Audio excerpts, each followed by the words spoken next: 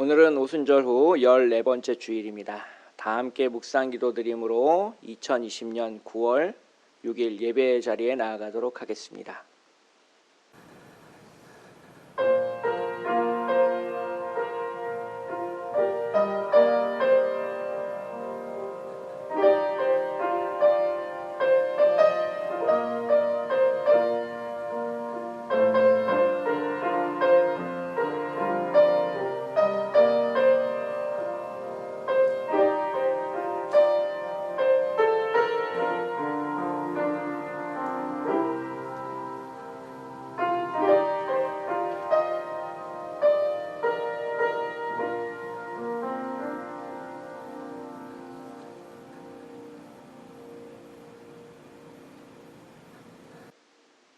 만군의 여호와여, 주의 장막이 어찌 그리 사랑스러운지요. 내 영혼이 여호와의 공정을 사모하며 쇠약하며 내 마음과 육체가 살아계시는 하나님께 부르짖나이다. 나의 왕 나의 하나님, 만군의 여호와여, 주의 제단에서 참새도 제집을 얻고 제비도 새끼들 보금자리를 얻었나이다. 주의 집에 사는 자들은 복이 있나니 그들이 항상 주를 찬송하리이다. 아멘. 다 함께 자리에 일어나셔서 찬송가 70장을 부르시겠습니다.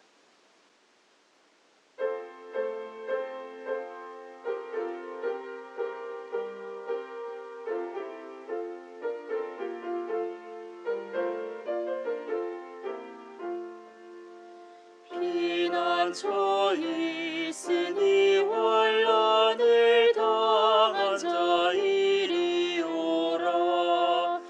땅들이 변하고 물결이 일어나 산 위에 넘치되 두렵지 않네. 이방이 떠들고 나라들 모여서 진동하나.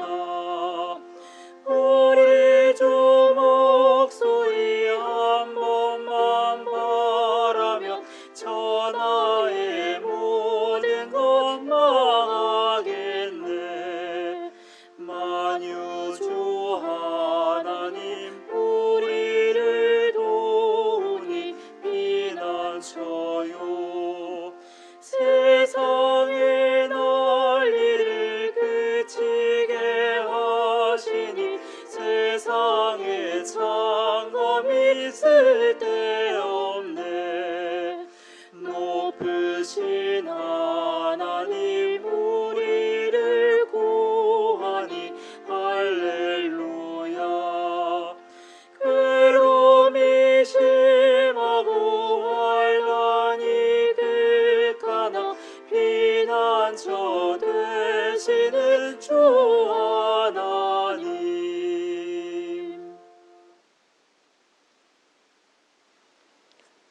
다 함께 참회의 기도를 드리도록 하겠습니다.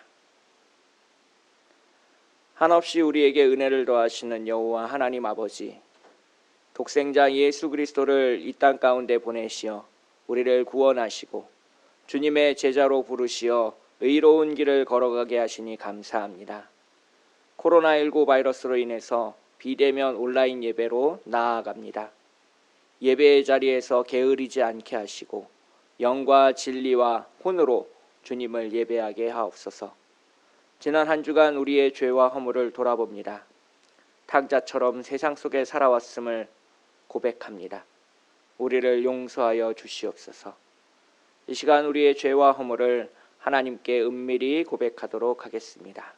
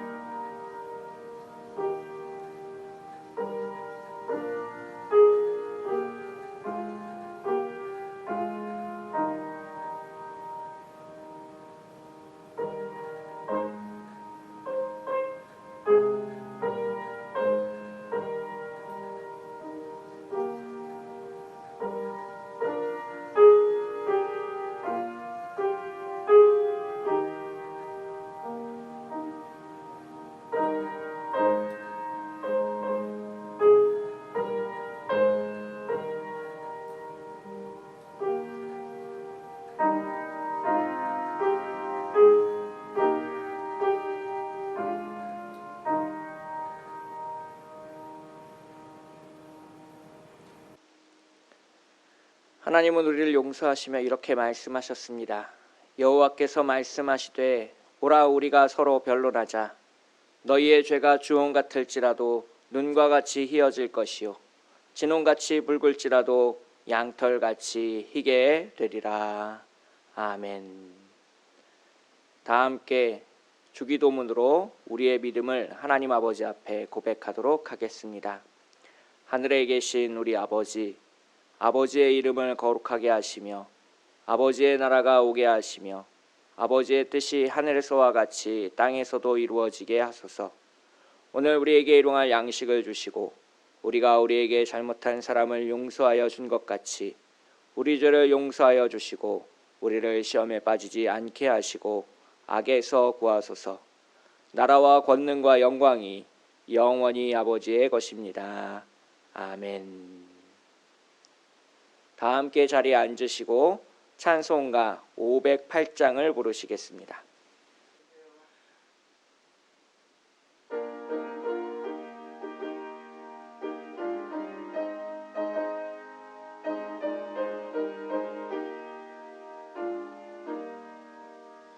우리가 지금은 나그네 되어도 화려한 천국에 먼저 나가리니 이 세상 있을 때 주 예수 위하여 끝까지 힘써 일하세. 주 내게 부탁하시니 천사도 흠모하겠네. 화목해 하라신 구주의 말씀을 온 세상 널리 전하세. 주 예수 말씀이 온 세상 만민들 흉악한 죄에서 떠나게 하시니 이 말씀 듣고서 새 생명 얻으라. 이 기쁜 소식 전하세. 주 내게 부탁하시니 천사도 흠모하겠네. 화목해 하라신 구주의 말씀을 온 세상 널리 전하세. 영생의 복락과 천국에 갈 길을 만 백성 알도록 나가서 전하세. 주 예수 말씀이 이 복음 전하라. 우리에게 부탁하셨네. 주 내게 부탁하시니 천사도 흠모하겠네. 화목해 하라신 구주의 말씀을 온 세상 널리 전하세.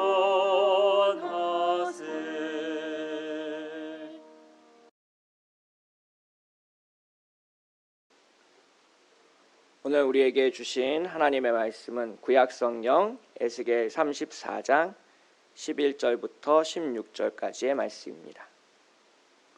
구약성경 1204쪽에 있습니다. 구약성경 1204쪽 에스겔 34장 11절부터 16절까지의 말씀입니다. 다 함께 한 목소리로 함께 읽겠습니다. 주 여호와께서 이같이 말씀하셨느니라. 나 곧 내가 내 양을 찾고 찾되 목자가 양 가운데 있는 날에 양이 흩어졌으면 그 때를 찾는 것 같이 내가 내 양을 찾아서 흐리고 캄캄한 날에 그 흩어진 모든 곳에서 그것들을 건져낼지라.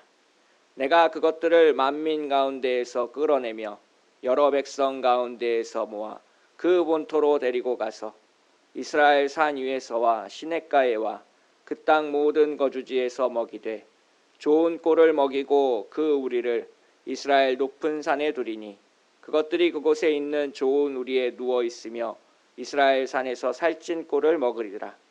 내가 친히 내 양의 목자가 되어 그것들을 누워 있게 할지라. 주 여호와의 말씀이니라. 그 잃어버린 자를 내가 찾으며 쫓기는 자를 내가 돌아오게 하며 상한 자를 내가 싸매주며 병든 자를 내가 강하게 하려니와 살찐 자와 강한 자는 내가 없애고 정의대로 그것들을 먹이리라. 아멘. 이 시간에는 성가대의 특송이 있겠습니다.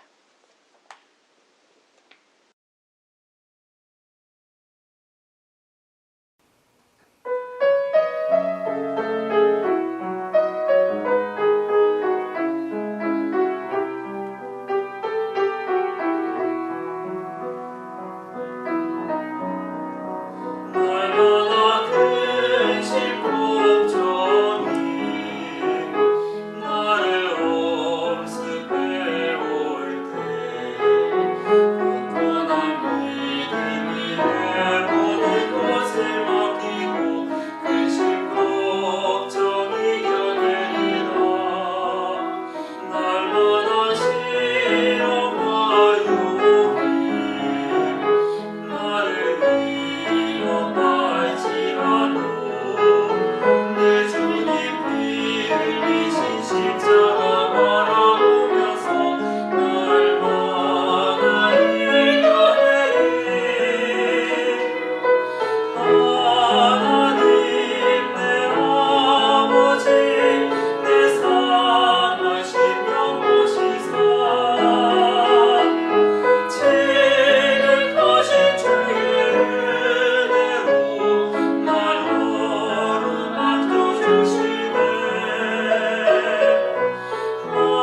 하나님 내 아버지 내 영원 삶이시여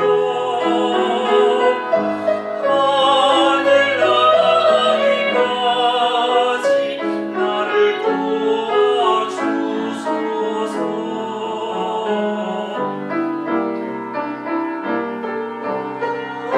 하나님 내 아버지 내 심령으로 만지사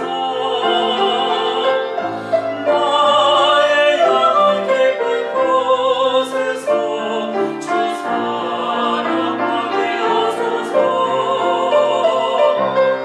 하나님 내 아버지 그 젊고 크신 은혜를 상한 심령으로 만지사 사랑하게 하소서. 주의 사랑으로 날마다 사랑하게 하소서. 주여 사랑 날마다.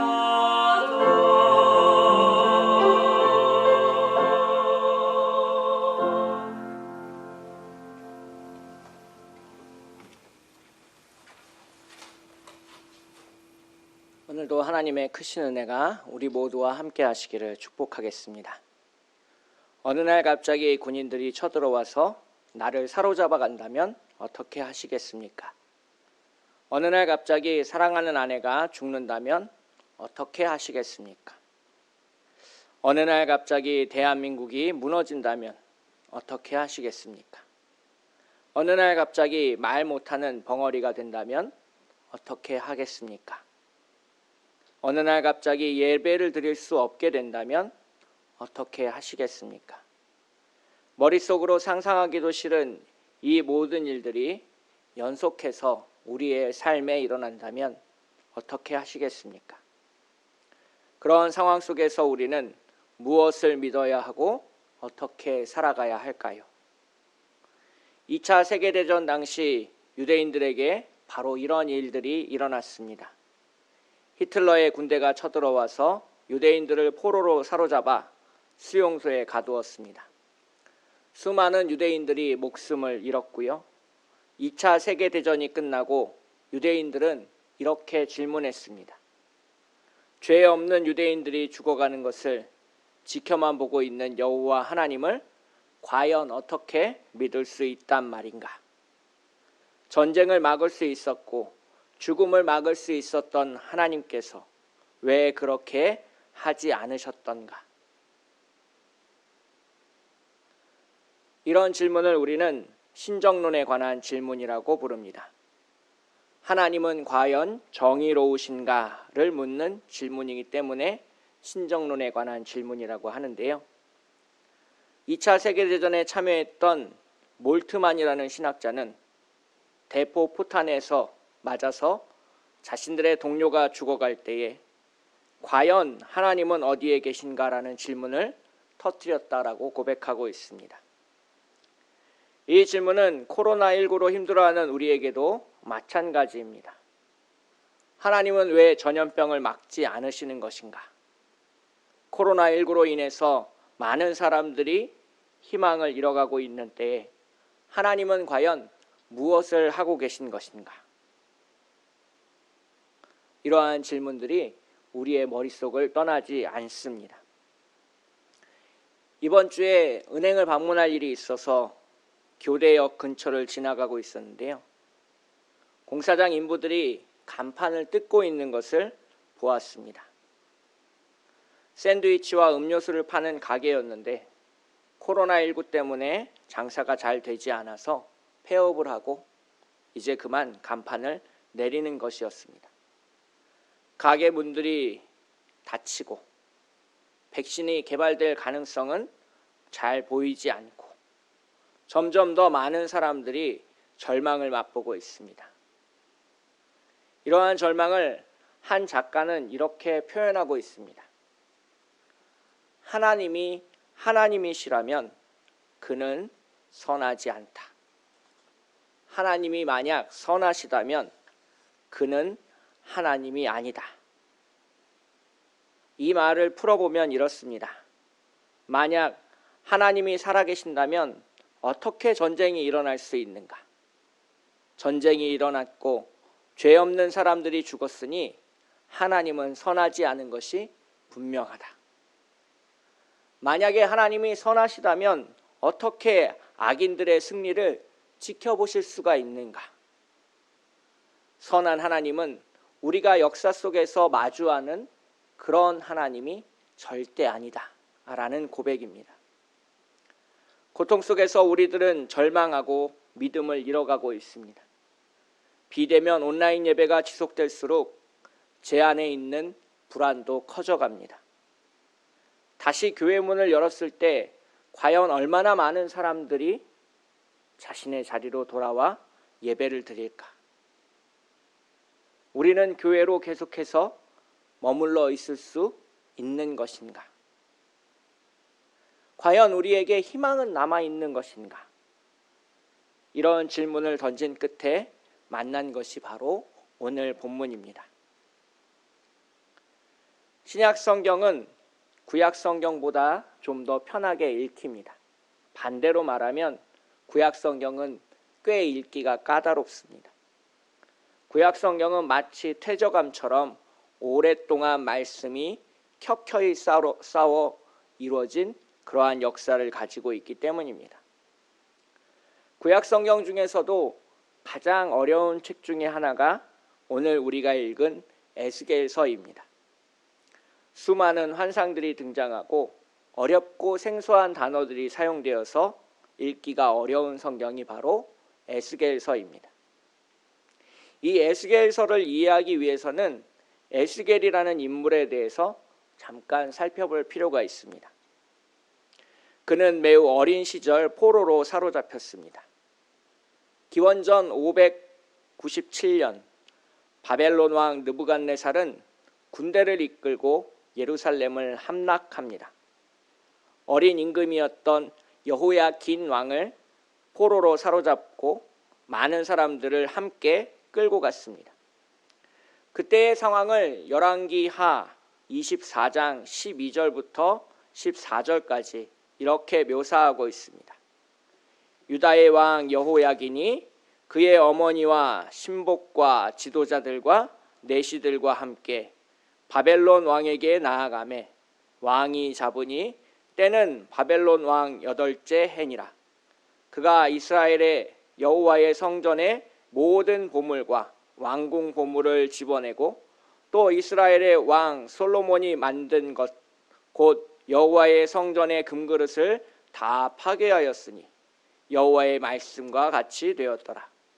그가 또 예루살렘의 모든 백성과 모든 지도자와 모든 용사 10,000명과 모든 장인과 대장장이를 사로잡아 가매 비천한 자 외에는 그 땅에 남은 자가 없었더라라고 기록하고 있습니다. 우리는 이 사건을 바벨론 1차 포로 시기라고 부릅니다. 바벨론 군대는 총 3번에 걸쳐서 이스라엘 사람들을 포로로 사로잡아 갔는데요. 예루살렘에 있던 엘리트 청년들을 주로 1차 포로로 사로잡아 갔습니다. 이 에스겔이 바로 1차 포로로 사로잡혀 갔던 사람들 중에 있습니다. 어느 날 갑자기 자신의 집안에 군대가 쳐들어와서 포로로 사로잡혀가는 경험을 에스겔은 하게 됩니다. 20대 중반에 포로로 사로잡혀간 에스겔은 30살에 바벨론 강가에서 하나님의 부르심을 경험하게 됩니다. 에스겔 1장 1절을 보면 30째 해의 넷째 달 초닷새에 내가 그발강가 사로잡힌 자 중에 있을 때에 하늘이 열리며 하나님의 모습이 내게 보이니 여호야긴 왕이 사로잡힌 지 5년 그달 초닷새라. 에스겔은 이때부터 20년 넘게 하나님의 말씀을 대언하는 선지자의 삶을 살아가게 됩니다. 에스겔의 인생을 한마디로 요약하면 고난의 연속입니다. 예언자로 부름을 받은 지 4년 후에 그의 나이 34살에 아내의 죽음을 경험하게 됩니다. 심지어 하나님으로부터 이런 말을 듣습니다. 너의 아내가 오늘 죽을 것이다.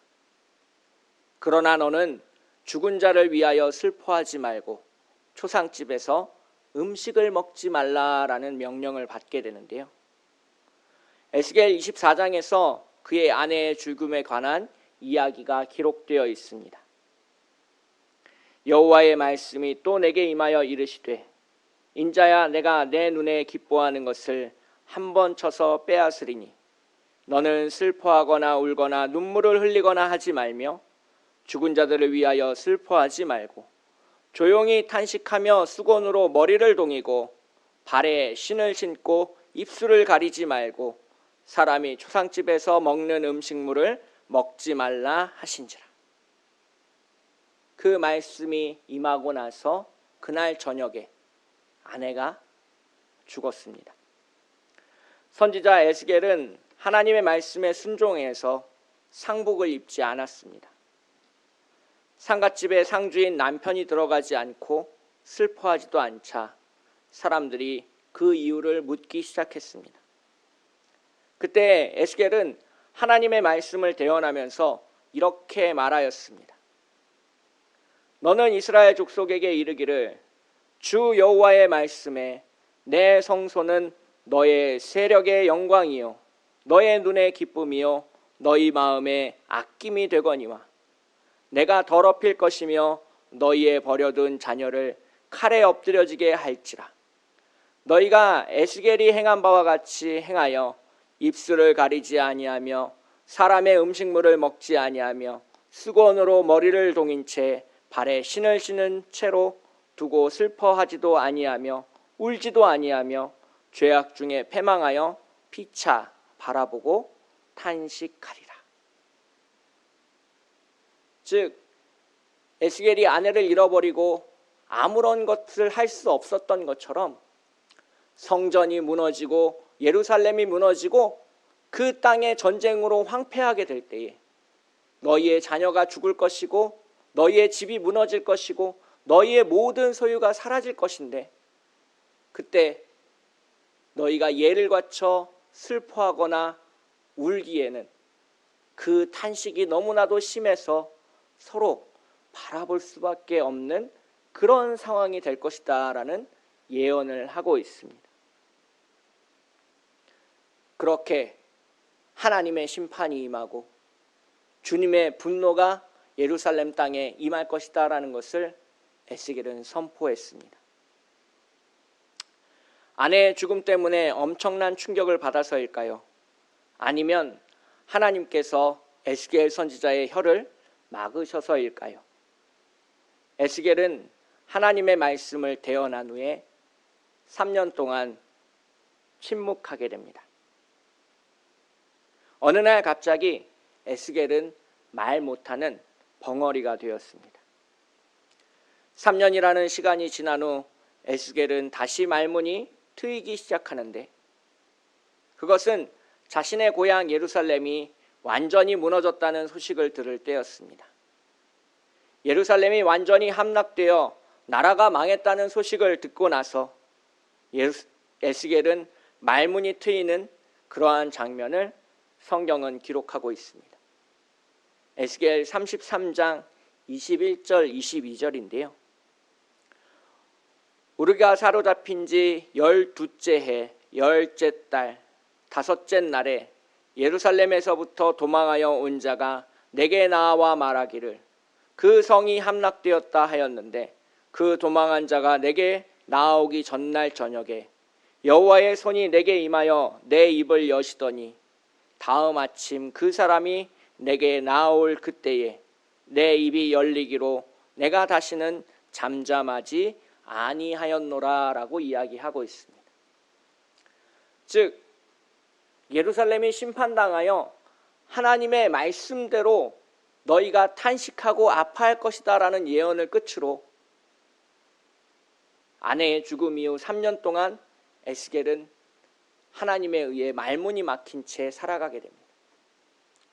다시 말을 할 수 있게 되었는데, 그때는 다른 누군가가 예루살렘이 완전히 함락되었다라는 소식을 전해줄 때였습니다.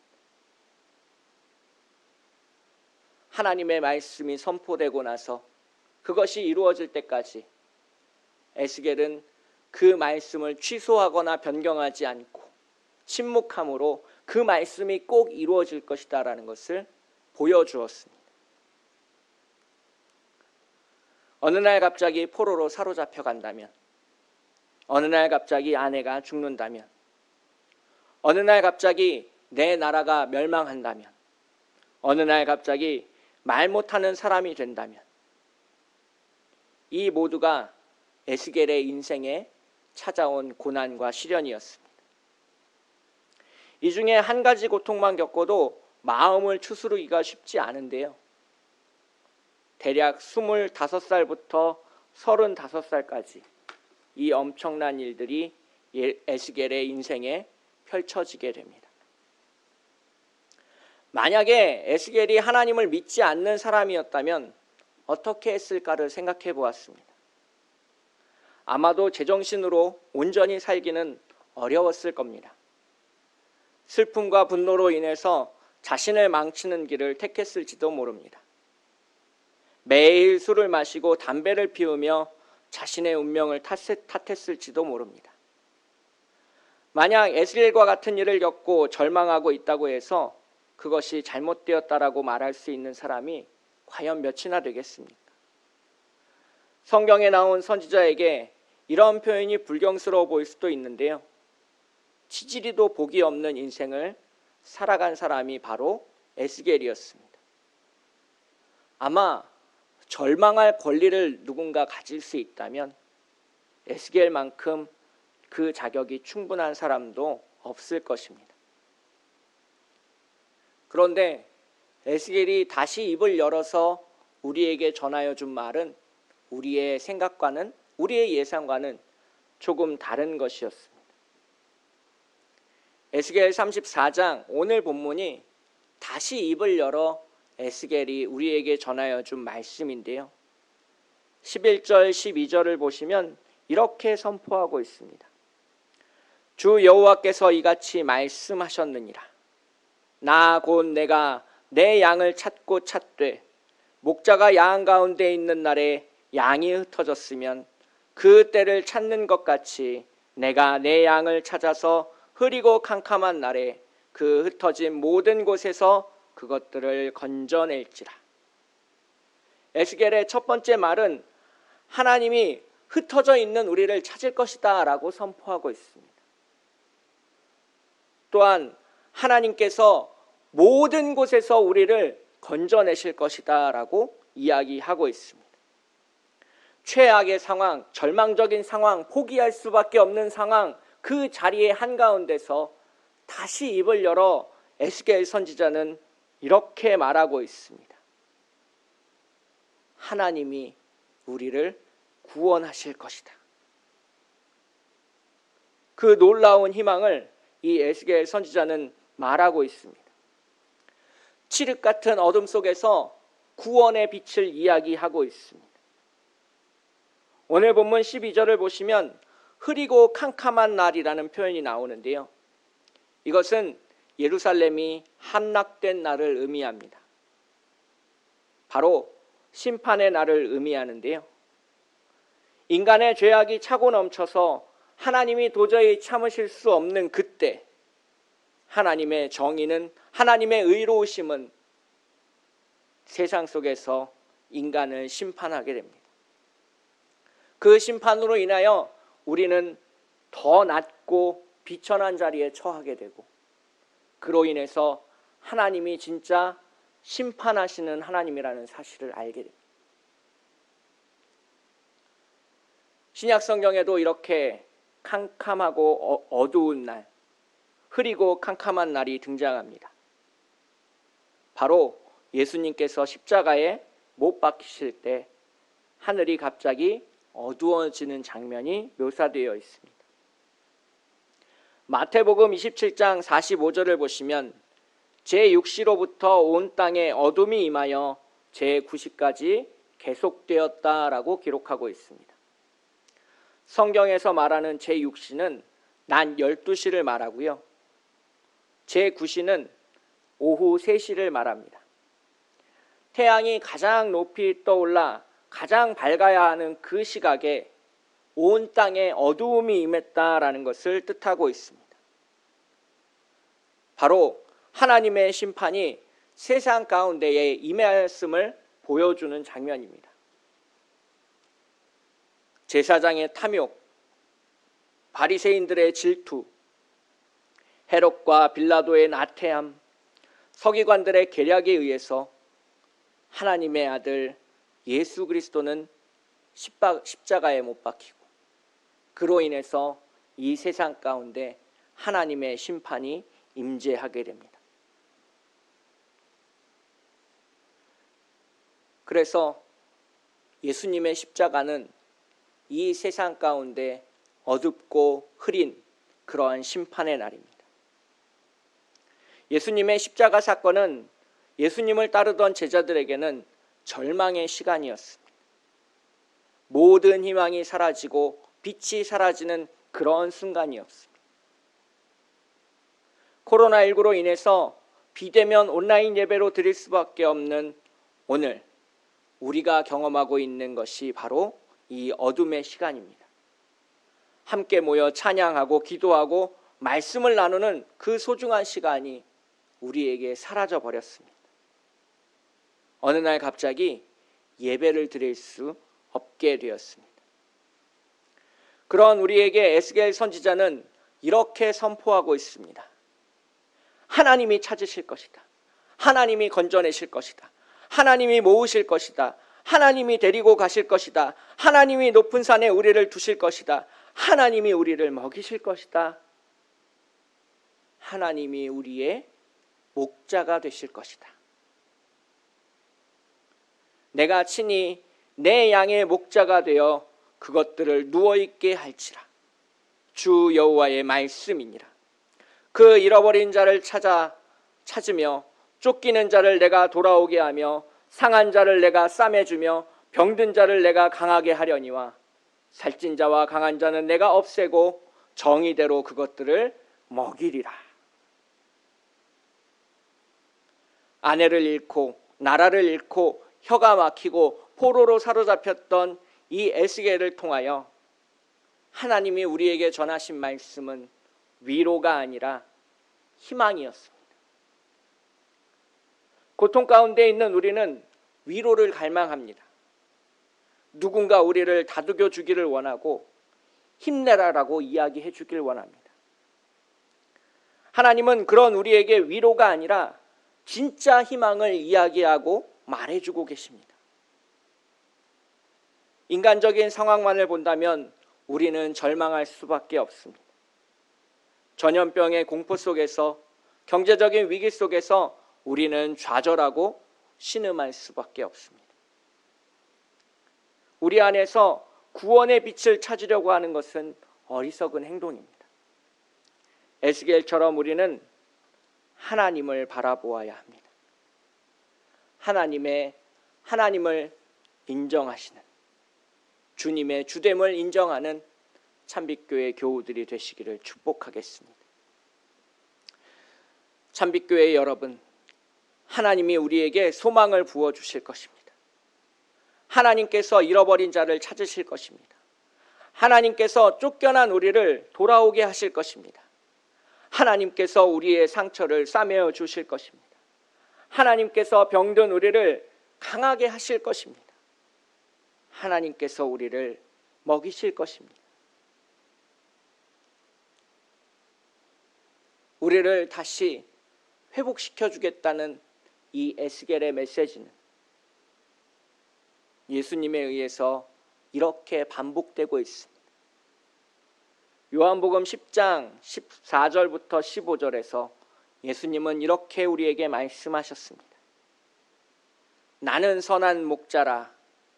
나는 내 양을 알고 양도 나를 아는 것이 아버지께서 나를 아시고 내가 아버지를 아는 것 같으니 나는 양을 위하여 목숨을 버리노라.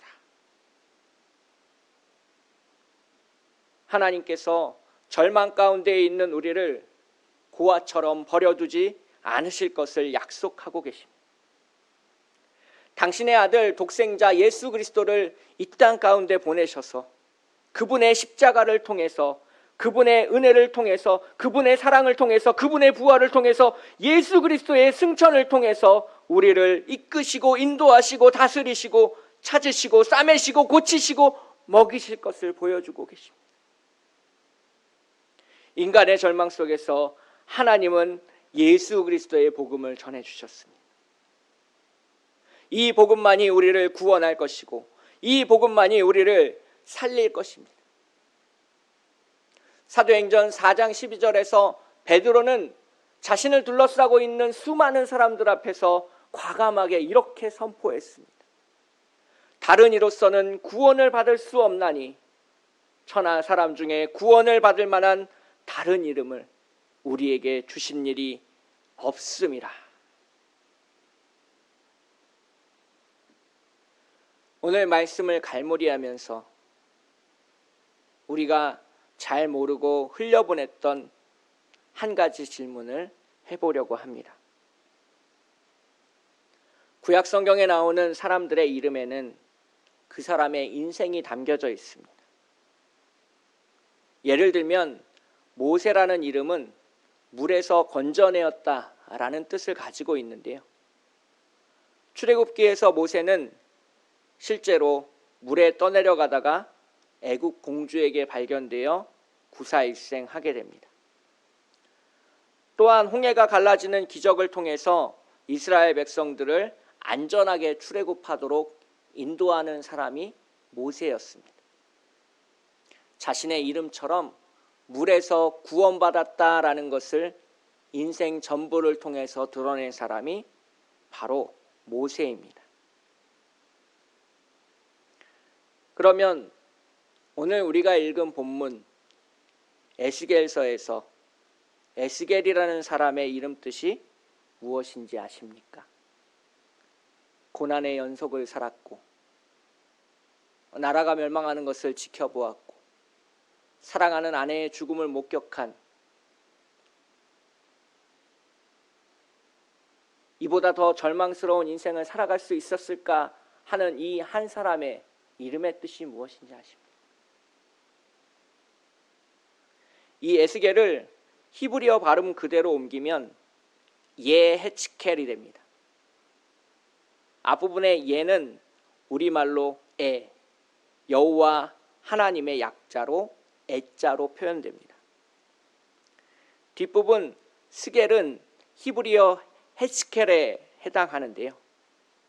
여호와께서 우리를 헤츠켈 하신다라는 뜻을 가지고 있습니다. 이 헤츠켈은 축복인데요. 우리를 힘있게 하시기라는 뜻을 가지고 있습니다. 그래서 이 에스겔이라는 사람의 이름 뜻은 하나님께서 우리를 강건하여 주시기를 바랍니다. 하나님께서 우리를 힘있게 살아가게 해주시기를 갈망합니다. 하나님께서 고난 가운데, 고통 가운데, 슬픔과 좌절 가운데 있는 우리에게 은혜와 사랑과 힘을 더하여 주시기를 강권합니다라고 말하는 사람이 이 에스겔입니다.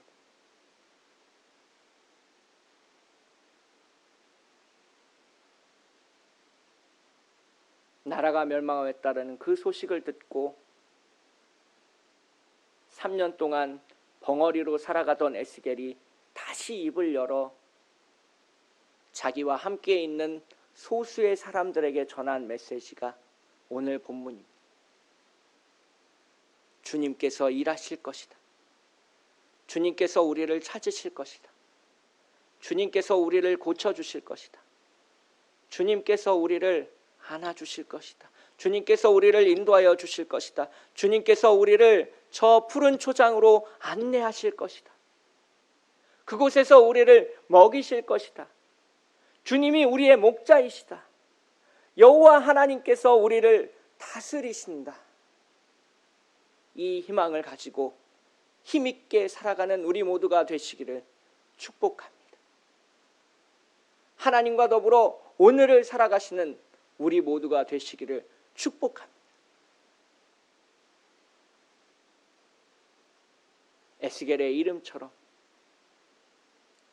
고난의 한가운데 있는 우리 모두에게 하나님의 은혜와 사랑과 능력이 더하여 주시기를 강권합니다. 함께 기도하겠습니다. 사랑과 은혜가 풍성하신 하나님 아버지, 주님의 은혜 가운데 오늘을 살아갑니다. 하나님의 놀라우신 은혜를 맛보며 우리가 오늘을 살아갈 때에 고난의 연속이었던 이 에스겔의 인생처럼 우리의 삶에 찾아온 이 어려움을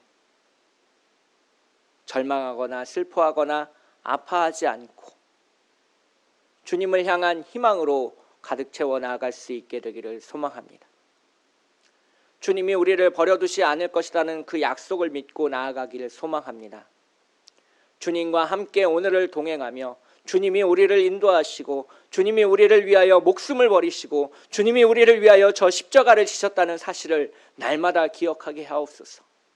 주님이 부활하셨듯이 교회는 다시 일어설 것을 믿으며 하나님과 동행할 것을 믿으며 주님의 놀라우신 부흥을 경험할 것을 믿게 해주시옵소서. 연약한 우리의 모습 가운데 하나님과 함께 나아가게 되길 소원합니다. 주님의 놀라우신 은혜와 함께하기를 바랍니다. 주님, 우리를 강하게 하시고 우리를 안아주시고 우리를 싸매어 주시고 하나님의 놀라우신 은혜로 회복시켜 주시옵소서. 거룩하고 아름다우신 우리를 다시 찾으시는 예수 그리스도의 이름으로 간절히 기도합니다. 아멘.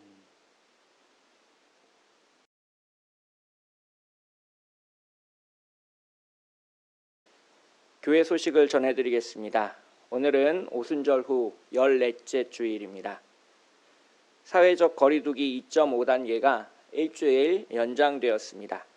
그래서 9월 13일 다음 주일까지 모든 예배는 비대면 온라인으로만 진행하도록 하겠습니다. 수요 예배, 금요 예배, 새벽 기도회는 9월 둘째 주까지 잠시 중단하겠습니다. 매월 첫째 주일은 선교 구제 주일로 지키고 있습니다.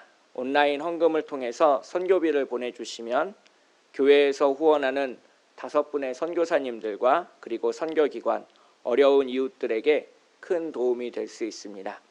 자막으로 나가고 있는 온라인 헌금에 따라서 송금하여 주시면 감사하겠습니다.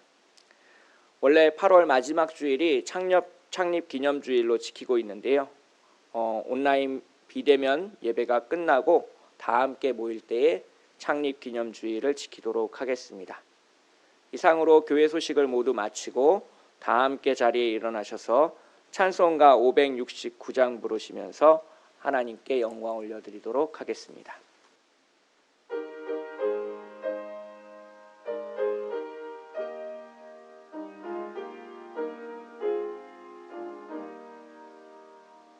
선한 목자 되신 우리 주 항상 인도하시고 푸른 풀과 좋은 곳에서 우리 먹여주소서.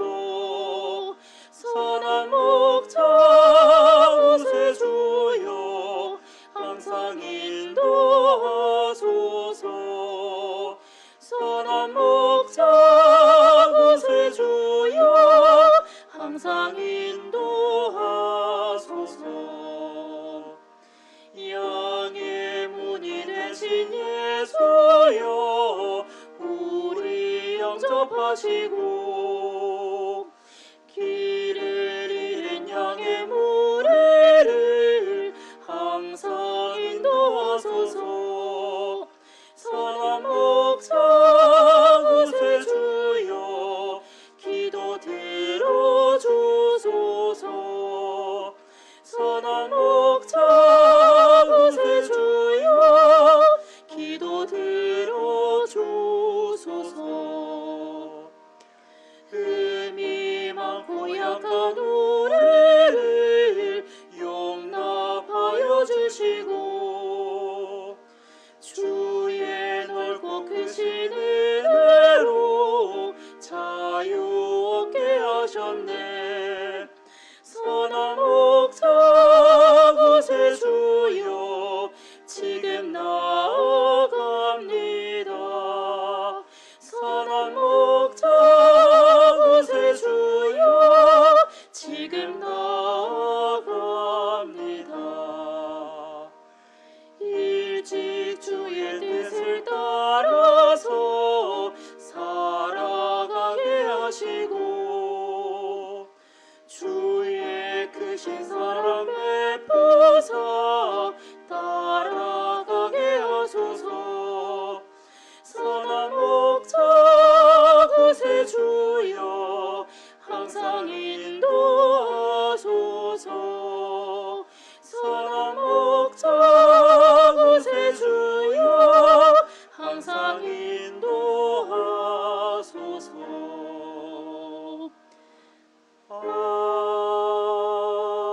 아멘.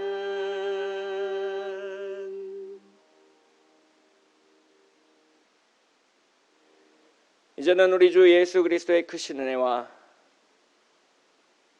우리를 다시 찾으시고 인도하시고 우리에게 꼴을 먹이시는 하나님의 한량없는 사랑하심과 주님의 목소리를 듣고 깨닫도록 우리에게 가르치시는 성령님의 감화감동 교통하심이 오늘도 주 안에서 주님을 주님 되게 하는 참빛교회 교우들 머리 위에 코로나19와 싸우고 있는 온 세계 위에 지금으로부터 영원토록 함께 하시기를 축원하옵나이다.